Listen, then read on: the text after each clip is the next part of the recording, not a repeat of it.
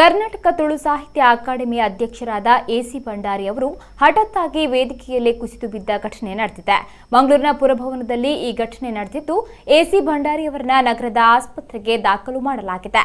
ಮಂಗಳೂರಿನ ಪುರಭವನದಲ್ಲಿ ಕರ್ನಾಟಕ ತುಳು ಸಾಹಿತ್ಯ ಅಕಾಡೆಮಿ ವತಿಯಿಂದ ಮಾರ್ಚ್ 9ರಿಂದ 1 ವಾರಗಳ ಕಾಲ ತುಳು ನಾಟಕ ಪರ್ವ ಕಾರ್ಯಕ್ರಮವನ್ನು ಹಮ್ಮಿಕೊಳ್ಳಲಾಗಿತ್ತು.